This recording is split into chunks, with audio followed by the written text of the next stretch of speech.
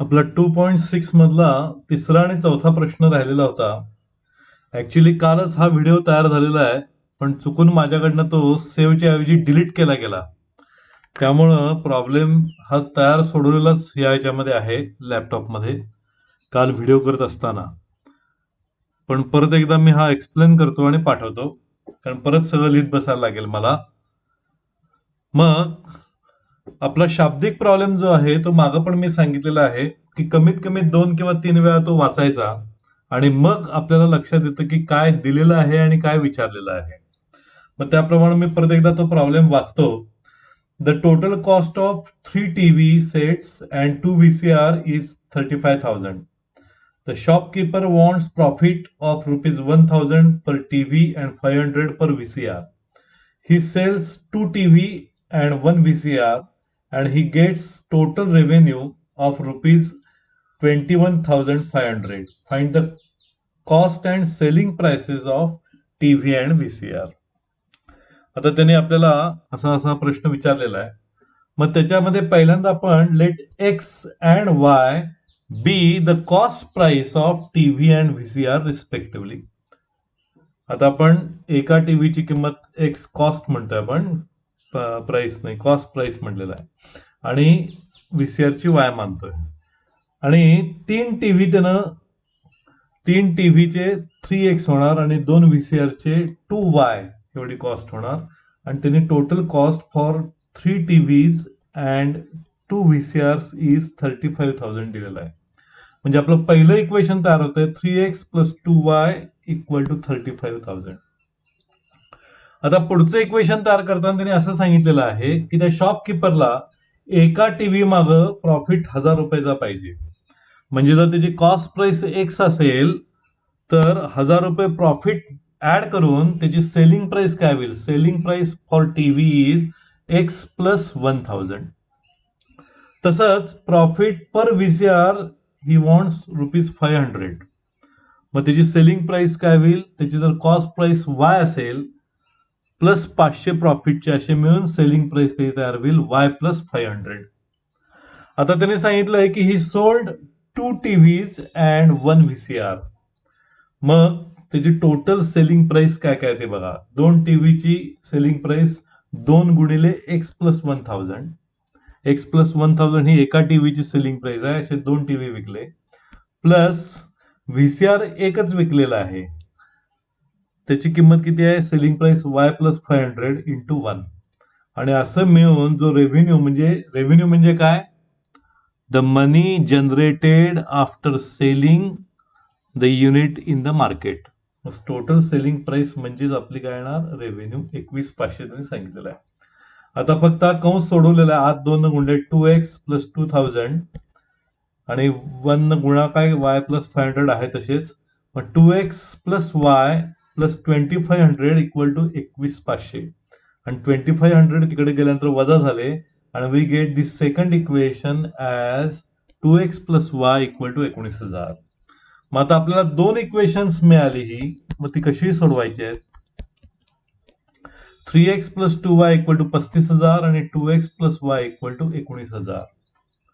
आता आपण सोपी मेथड आहे, रिडक्शन मेथड सोपी मेथड आहे म्हणून त्यांना आपण सोडवणार.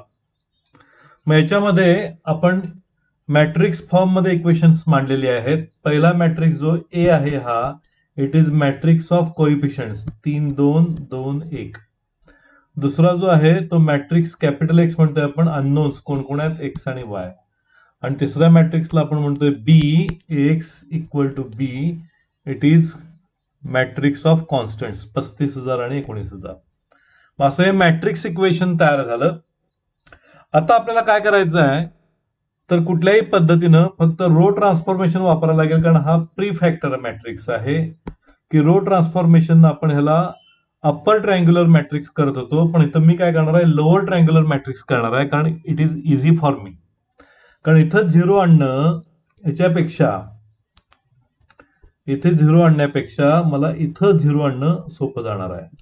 म्हणून मी काय करणार आहे की R1 चेंजेस टू ह्याची दुप्पट मी तर वजा केली की काय येणार? 1 ची दुप्पट 2 + 2 0. So R1 changes to R1 - 2R2. मग ते मिळेल 2ची दुप्पट 4, 3 वजा 4 म्हणजे वजा 1, 1ची दुप्पट 2, 2 वजा 2 म्हणजे 0 आणि खाली 2 1 आहे तसंच. आणि सेम ऑपरेशन आपण इकडे पण करणार आहे की इथं 19,000ची दुप्पट आहे 38,000 आणि 35,000 वजा 38,000 इट इज -3,000. आता हे अप्पर किंवा लोअर ट्रायंग्युलर मॅट्रिक्स करण्याचा उद्देश काय, तर इथं एक एलिमेंट 0 आला की फक्त गुणाकार केल्यानंतर एकच अननोनचं इक्वेशन तयार राहील. आता ह्या रोनं ह्याला कॉलमला गुणल्यावर काय येईल, वजा 1 इंटू एक्स वजा एक्स अधिक 0 इंटू वाय म्हणजे 0 इक्वल टू -3,000. आणि ते सोडवूनच टाकलं, -x इक्वल टू -3,000, दोन्हीकडचे प्लस झाले, सो x इक्वल टू काय 3,000. It is cost price of TV.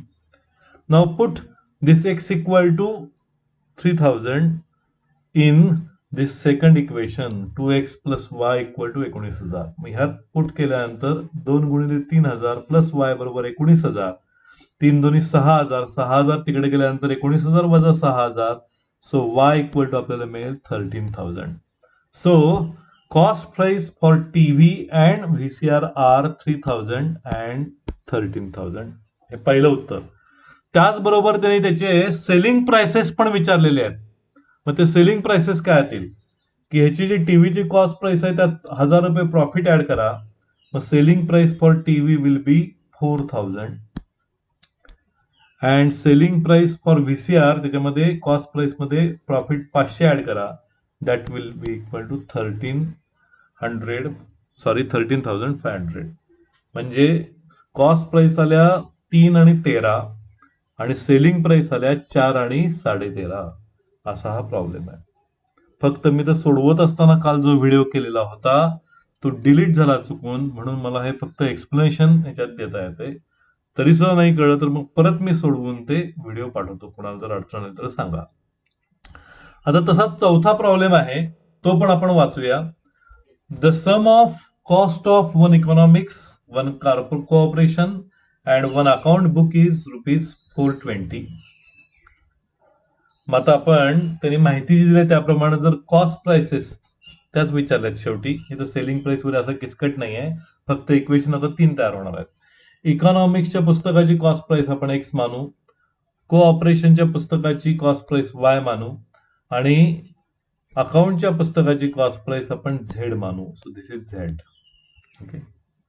तर त्यांनी पहिलं इक्वेशन आपल्याला अशी माहिती सांगितली आहे की एक इकॉनॉमिक्सचं पुस्तक, एक कोऑपरेशनचं पुस्तक आणि एक अकाउंटचं पुस्तक म्हणजे 1 into x plus 1 into y plus 1 into z, त्यांची बेरीज सांगितली आहे 420 रुपये. So this is our first equation. आता दुसऱ्या ओळीमध्ये त्यांनी सांगितलंय की total cost of an economics book म्हणजे इकॉनॉमिक्सचं एक पुस्तक अँड 2 कोऑपरेशन बुक्स, कोऑपरेशनची 2 पुस्तकं अँड अन अकाउंट बुक म्हणजे अकाउंटचं एकच पुस्तक म्हणजे x plus 2y plus z ह्याची टोटल कॉस्ट त्यांनी सांगितली 480 रुपये. So this is second equation. आणि नंतर परत तिसरं गोष्ट सांगितली आहे and also total cost of an economics books म्हणजे इकॉनॉमिक्सचं एकच पुस्तक 1 into x and 3 cooperation books 3 into y and 2 accounts books 2 into z and this total is ₹600. अशा पद्धतीचे हे 3 इक्वेशन्स आपल्याला दिलेली आहेत. आणि कॉस्ट प्राइस काढायचे म्हणजे आपल्याला x y and z we have to find. मग आता याला पहिल्यांदा परत मॅट्रिक्स इक्वेशन मध्ये मॅट्रिक्स फॉर्म मध्ये ठेवूया. मग त्यातला हा जो ए आहे तो काय असतो, matrix of coefficients of X and Y and Z. So 1 1 1, त्यानंतर 1 2 3, so this is 1 2 3 and 1 1 2 1 1 2. So this is our A. Matrix of unknowns X is X Y Z आणि equal to B matrix means what, matrix of constant 420 480 आणि 600. So this is a matrix. आता परत reduction मेथडनं आपल्याला सोपी method ही आहे की हा जो लोअर ट्रायंगल आहे हा काय करायचा आपल्याला 0 0 0 आले पाहिजे बाय अप्लाइंग रो ट्रान्सफॉर्मेशन्स. मग पहिल्यांदा हे 2 0 करण्यासाठी इथं 1 आहे बघा, मी काय करतो की R2 मधनं पण मी R1 वजा करतो आणि R3 मधनं पण R1 वजा करतो. मग R1 आहे तसाच 1 1 1, इथं 420 आहे तसंच. मग ह्याच्यातनं 1 minus 1 0, 2 minus 1 1, 1 minus 1 again 0. Same गोष्ट इकडे करायची आहे. 480 वजा 420 इट इज 60. आता परत हा पण 0 करूया, किंवा तुम्ही इथं एकच कॉन्स्टंट व्हेरिएबल राहणार आहे वाय. इथं सोडवलं तरी चालेल, पण आपण आपल्या नियमाप्रमाणे जाऊया की इथं पण आपल्याला 0 आणायचा आहे. फॉर दॅट ह्या दोघांचा वापर करायचा आहे, R2 आणि R3चा. आणि R3 मधनं R2 ची दुप्पट वजा केली की मला काय मिळेल, इथं 0 मिळेल. मग R3 चेंज होणार आहे म्हणून 1 1 1 आहे तसंच, हे 0 1 0 R2 आहे तसंच, आणि 0 वजा 0 0, 2 वजा 1 ची दुप्पट 2, 2 वजा 2 0, आणि 1 वजा 0 ची दुप्पट म्हणजे 0च, 1 वजा 0 1. असं तयार झालं. इकडं पण तीच प्रोसेस की 180 मधून 60 ची दुप्पट वजा करायची आहे. 180 वजा 60 ची दुप्पट 120, 180 वजा 120 म्हणजे किती आले, 60. या पद्धतीनं आपण हा काय केला की अप्पर ट्रायंग्युलर मॅट्रिक्स तयार केला, आणि हे तिन्ही काय आले बघा, 0. आता आपण यांचा गुणाकार केल्यानंतर पहिलं इक्वेशन ह्यानं याला गुणल्यावर आपल्याला मिळतंय 1x plus 1y plus 1z, म्हणजे x plus y plus z equal to 420.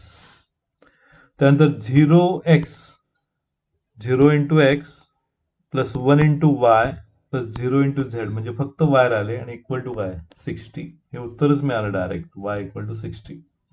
आणि शेवटी पण 0 इंटू एक्स म्हणजे 0 प्लस 0 इंटू वाय म्हणजे परत 0, आणि 1 इंटू झेड म्हणजे झेड, आणि इक्वल टू परत काय, तिसरं हे पण 60 एलिमेंट. म्हणजे एक्स आणि वाय आणि झेडच्या किमती 60 आल्या.